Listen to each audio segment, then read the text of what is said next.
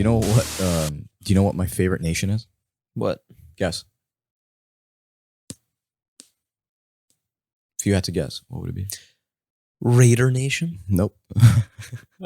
I'm surprised you're thinking on that because it's actually Tar Nation. Oh. What in Tar Nation? So I'm surprised you said Raider Nation and not like the United States of America. You know, like The United States of America. Just to be clear, I am a patriot. Okay. yeah. I mean, we all. I don't support any other country besides Right? California. Nah, dude. You may be a patriot. I'm a cowboy though, for sure. Been a cowboy my entire life. What's in your tool belts? The Mr. Rams. Cowboy? The Rams. What's in my tool belt? Yeah, what's in your tool belt? Actually, Allen keys. Those come in handy. A what? Allen keys. You know those little IKEA keys that fix everything. You know what I'm talking about? So you're the cowboy who goes to IKEA.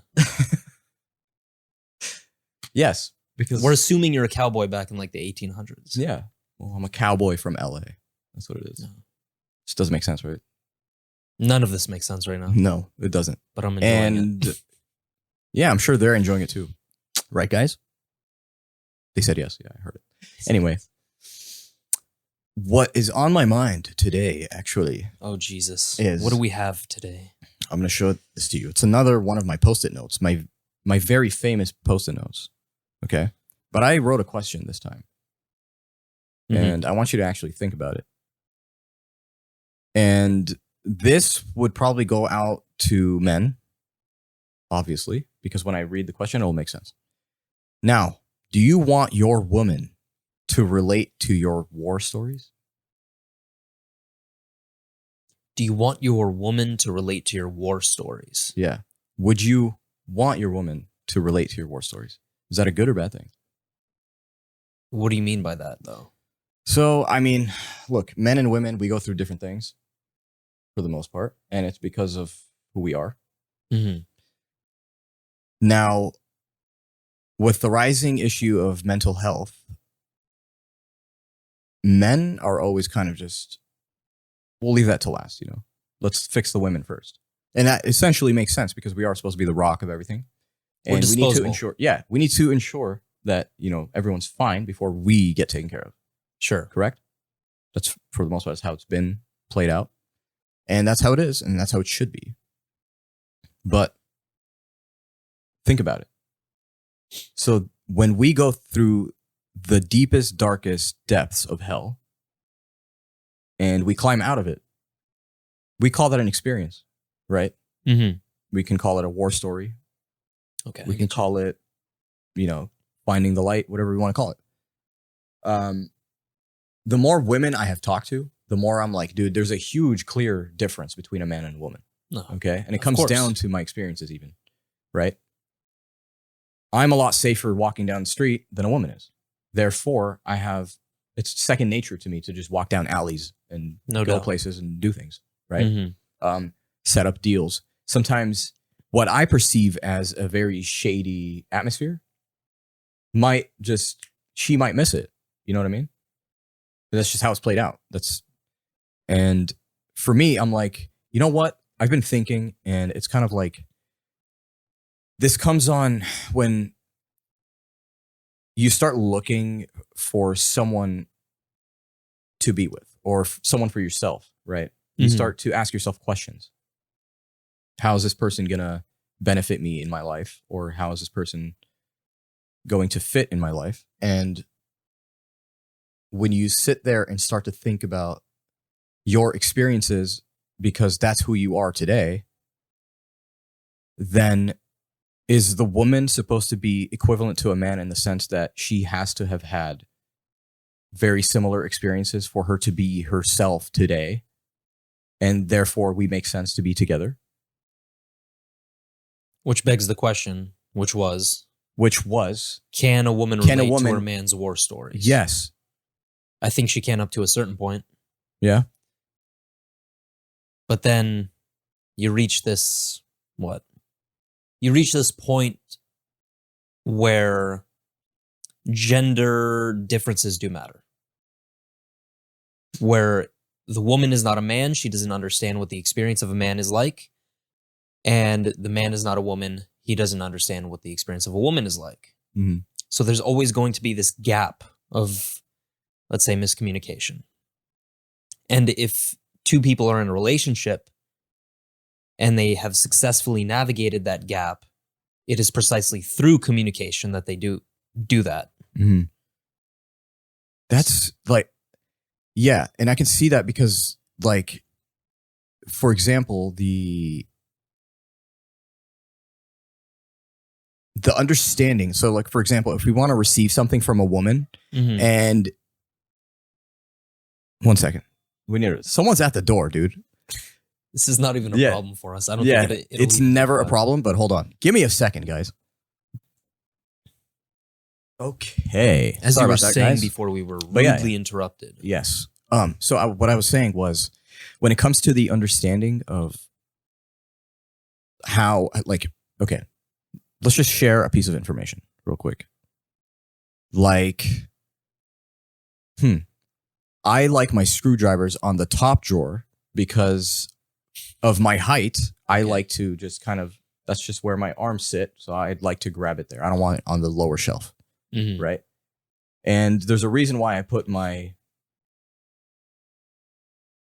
drinks on the side of the fridge and not the center. I like everything in its place. Exactly. Okay. Now, sometimes, like, I've dealt with this before, especially with my siblings. Okay. So, like, if I like things on the side of the door, like drinks, milk is in the front. Sure. Cool. I don't care. They like to mix that up. Which Right? I They'd be cannot like, stand. no, it'd be like, no, there's some space next to the milk, so we can jam some Red Bulls in there. And I'm like, no, that's not cool. And then you would sit there and explain it calmly, and and everything's fine. And you'd be like, that was so clear. Even I double understood it. You know what I'm saying? Like, Yeah. I understood it even more now, right? And then they look at you and be like, that makes no sense. Mhm. So I just want to say that there's always a clear difference in how the hell we perceive information. Always. Whether it's man to man, woman to woman, this to that, there will always be that gap. Exactly. And that's why I mentioned both of my sisters. It's kind of like, all right, so then that initially opened up my mind into thinking, is it women that are like that? Or is it people? But at the very beginning, I was just like, women are different. And that's it. It just started as women are different. Correct?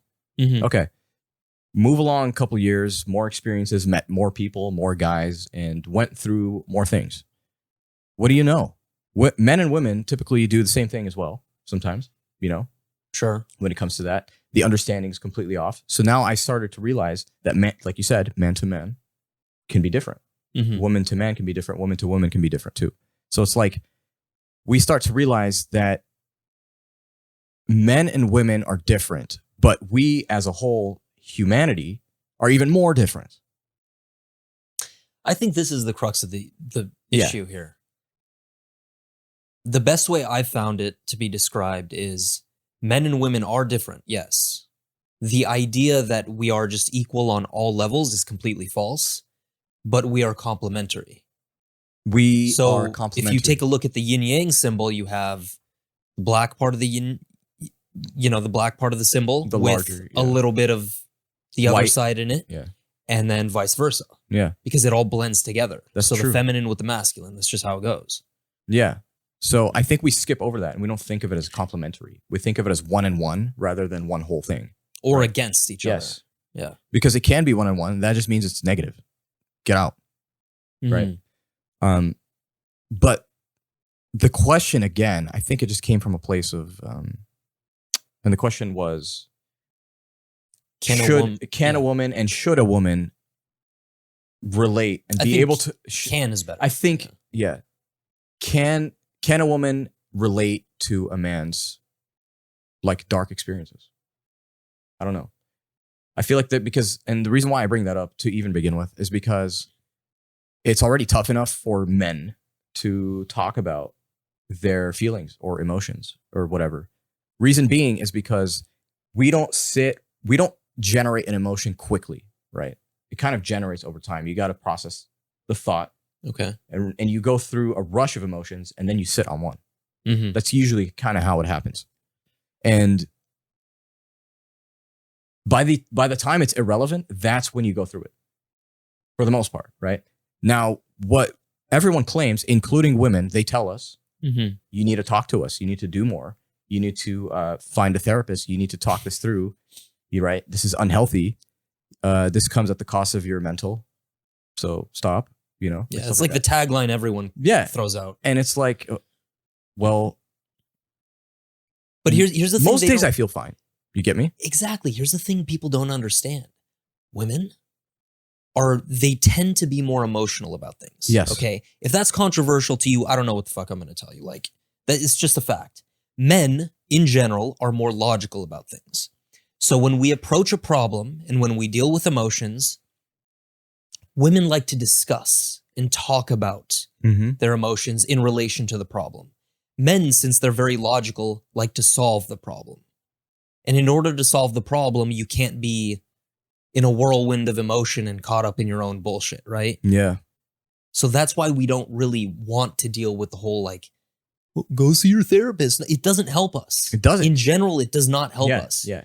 All we're doing is talking about our fucking problems. That does not get us anywhere. Talking about it. That's what hanging out with your boys is for. It's group therapy. Exactly. But you're not talking about it. What you're doing is you're talking about the idea of things. You're trying to find a solution. Yes. Group solution. Exactly. And that's when those are the benefits of it. And like you said, we have different cycles, man. I don't think we have a monthly cycle. I feel like we can recover overnight for the most part, right? If I feel like crap, and I usually know that from the morning, and by the time it's 12, if nothing has changed, then I just need to go to sleep. Because I know it'll fix it. Like it's happened before. You know what I mean? So. And I'm not saying that the way women relate to emotion is bad. Yeah. That's and not we're not saying. Discrediting men. You get me? We all come at different sensitivity levels. That's what I'm slowly starting to learn. Is that we all come at different sensitivity levels. That's how you can have the 6'7" guy that's big as hell with a lifted truck and 4 Trump flags in the back, right? That's how you can have people like him. America. Because there's different sensitivity levels, bro. This guy does not give a crap. No, he doesn't. He's a true patriot. Yeah, and there's levels of not giving a crap. That's the thing. But anyway. But to the original question, I think, yes, a woman can relate to her man's war stories, but up to a certain point. Yeah. Obviously, there are human problems it's that we all controversial deal with. Because I almost want to say they can't. Why? Why not? But that's a huge statement. See, because I can't claim that all. You feel me? Yeah, but I can't claim that all. Back it up, bro. I know some women in the army. So what? You know what I mean? So it's like I can't claim that to be, but I'm saying in the vicinity of an average bro that is just in a whatever smaller circle. You know, he's not really famous. He's nothing. He's just an average Joe living in some average apartment, trying to meet some women. You know, whatever. Sure. Yeah. Just like everybody else in this world.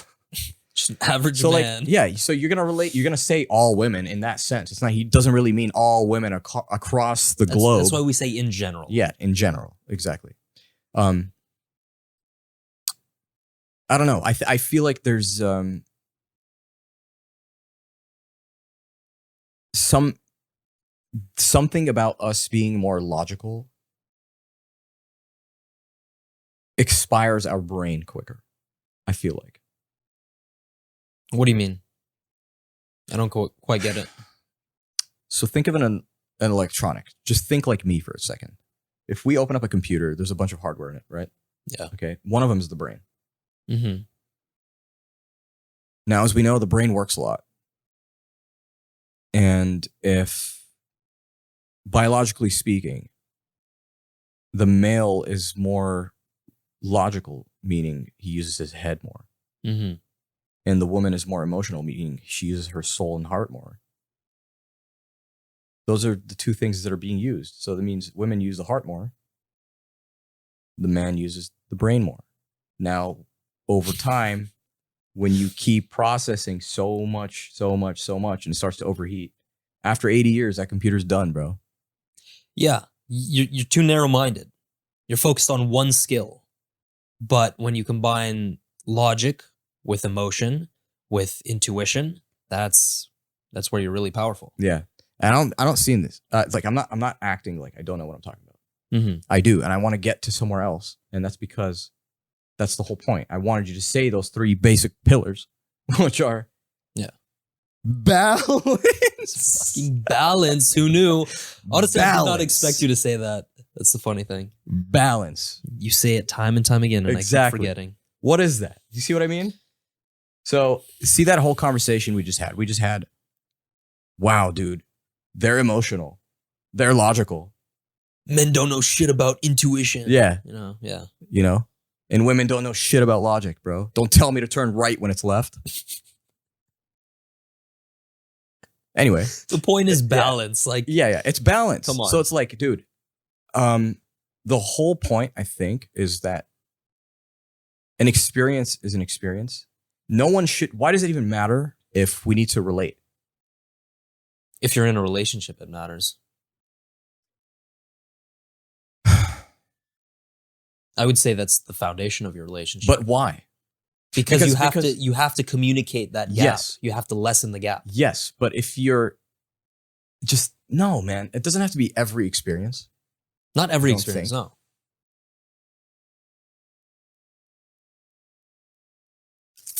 But yeah, I think you're right. Now that I'm starting to think about it, and a hand selected, if you're looking for a true woman, you're basically opening and building your house with this woman, meaning that y'all better have the same type of living, the same type of brain. No. You In a got to have the sense. same values. You have to have the same values and ability to communicate what you need and how you feel. How do you grade the quality of a brain? Basically, visually speaking. There's a scale. It's called a standard line, right? Mhm. And what are your standards? If your standards meet, Okay. that is number one to me. I think that's number one.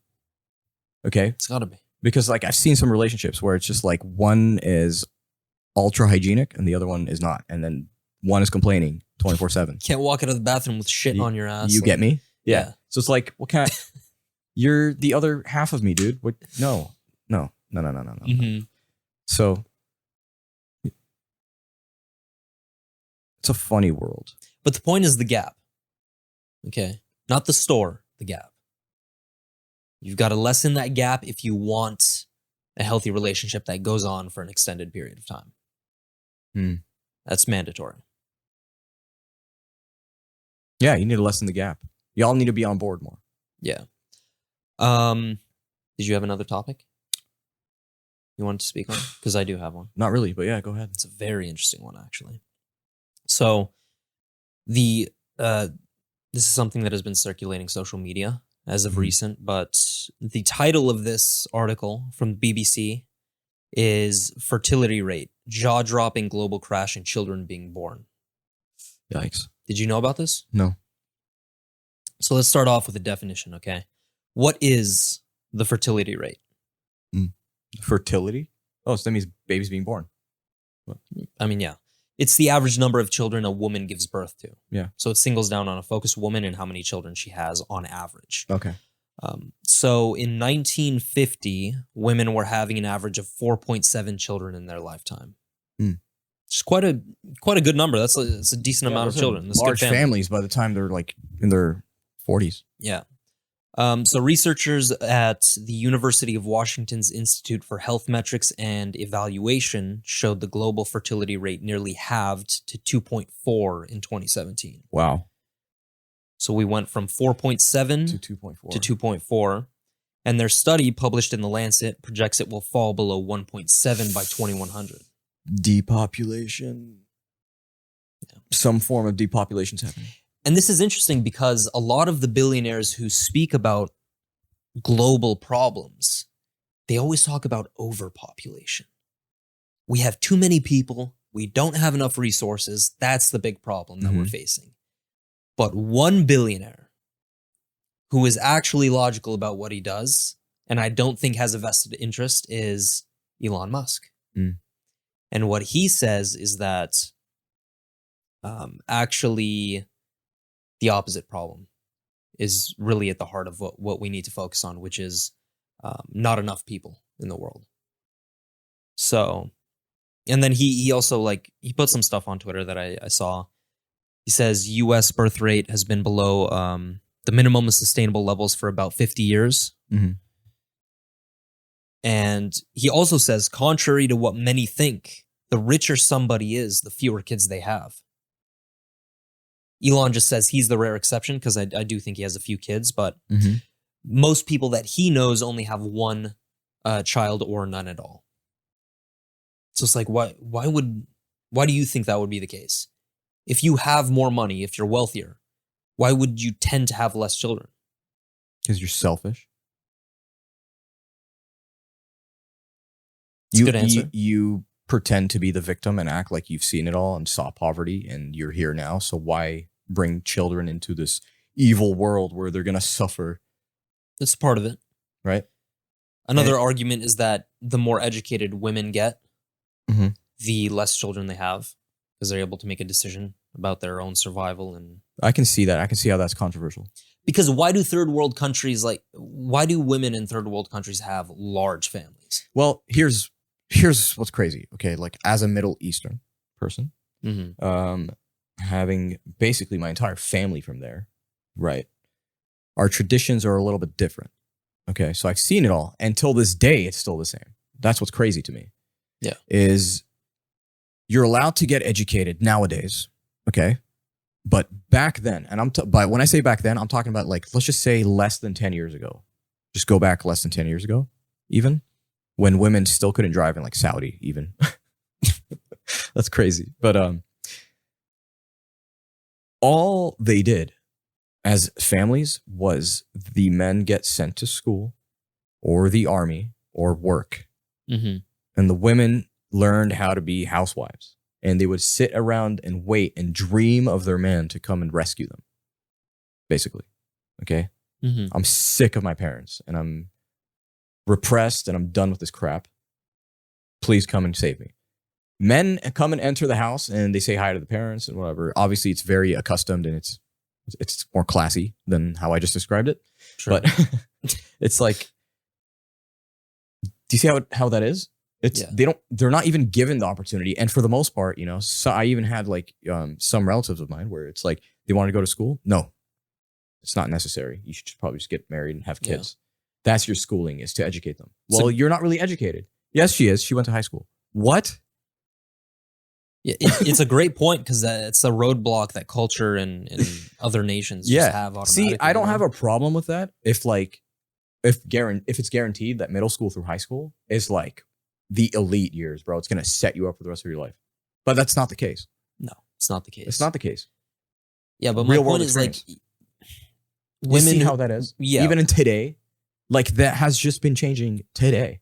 The reason why women in third world countries have a lot of kids, in my opinion, is because the more kids they have, the more chances they have at being taken care of when they're older and they can't take care of themselves. So in a sense, those extra children are insurance policies.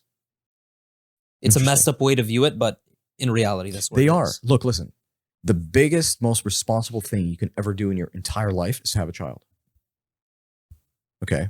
And that's not a joke. All right? We kid around and we talk about like pulling out and or it's like, like we just meme about it all the time. But I want you to realize like the sensitivity of what semen is to begin with. Or like, yes, it's huge, quite bro. A sentence you just said, but no, you're right. Bringing a child into this world is probably the biggest decision you'll ever have to make. Exactly. So like, once you have a child, you are done, dude. You're done being like selfish. That's it. The way you're supposed to react as a human being is that everything you owe is to that child now, and that's your continuation. Okay. Yeah. Do you see that? Most fathers act that way, don't they? Like someone that's a man of their word, right? Someone that's I can't even say. I don't even know. Yeah. But for the most part, like, if I'm going to surround myself with true men, you best believe my boys are going to be like that. Oh, yeah. You know what I mean? They're not going to fucking bail out. No. They're going to be with their child. They're going to be with their family. 100%. And those are the people that I would like to know. And those are the people that I know exist. Right? There's a lot to it. Yeah. But yeah, you're right. But I mean, even to this point that wealthier people have less children, this was even true in 1939. It's by no means a new phenomenon. So I'm going to explain family income group compared to average children under 18 per family. Okay. So from $0 to $500, this is in 1939, by the way, it's about 1.49 children under 18 within the family. I'll skip to a few. So everywhere, once you hit $3,000 of family income per month, it reaches 1.03 children under 18 within the family. And then once you hit above 3K, then above 5K, you're dropping down to 0.96, 0.99. So even back in 1939, it shows the wealthier you are, the less children you have in general. Which is very... Well, there's a lot of things, bro. I can even bring up arguments like most religions believe that children are a blessing. A blessing in financial security, that kind of stuff. So like there's that side, there has to be a huge population that believes in that. You know what I mean? There's and money does something to you too. What does it do ultimately? Comfort. Yeah. You're able to travel more. You're able to do other things. I swear to you, when you have money, here's what happens. It feels like your thoughts get extended into, like if your thought was 1 millisecond, it is now extended into like 3.5 seconds. Like it's just because you have the luxury. You have the luxury and the time to think about it. You know, it's weird that happens.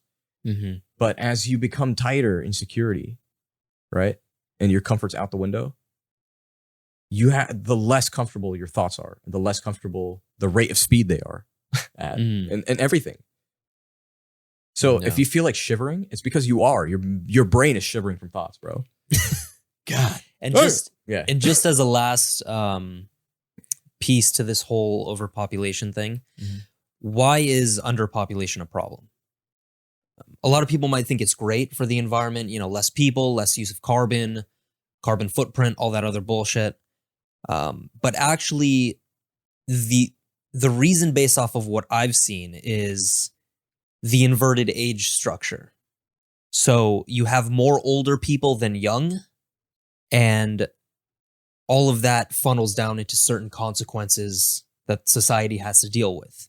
So the study that I was talking about earlier, this is what it projects. The number of under 5-year-olds will fall from 681 million in 2017 to 401 million in 2100.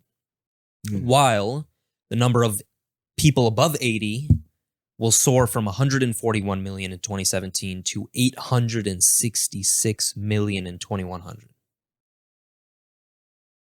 So it's going to create a massive social change. Like, who pays for retirement? Who takes care of all these old people? Will people still be able to retire from work? Those are all those are big problems that we have to face. And you got to think by then the money circulation too. You got to who knows? Well, imagine what the cap is at that point. What, 3 trillion? Yeah. Granted, I'm not always a fan of predictions because if you've watched An Inconvenient Truth from Al Gore, who ran for president, I believe in like 2006, he came out with a whole bunch of climate change predictions that were complete bullshit. Florida's going to be underwater by 2016. Yeah, do you remember that? Like, okay. Bro, those were the days for predictions though. Because it was just like time was still a little bit slow. So it's like can't quite catch up with social media. Like back then I remember a week felt like a month. Yeah. But anywho, I think a lot can change. And none of any of those statistics is true. It's kind of just an outlook on what Elon Musk believes. No, this was a different study, but it's a prediction based off of current stats. Current stats. Yeah. With the way things are going, that's kind of like, if we were to keep this up, that's essentially where we would be, which is not fun. Who knows? Maybe it'll only be you and me on this planet just recording the 2 a.m. podcast. In 2100. All right. It's quite a picture. Welcome back to episode number 98,463. I don't We're too fucking old for this shit. Anyway, guys, hope you enjoyed this episode, and feel free to follow us on Spotify and Instagram and Twitter and YouTube and everywhere else that you can find us, because we're everywhere. Just start saying everywhere. Yeah, literally. We're on all major streaming platforms, including Apple Podcasts, Spotify, and Google Podcasts now. Yeah. So yeah, thank you again for tuning in, and we will catch you next time. Peace. Peace.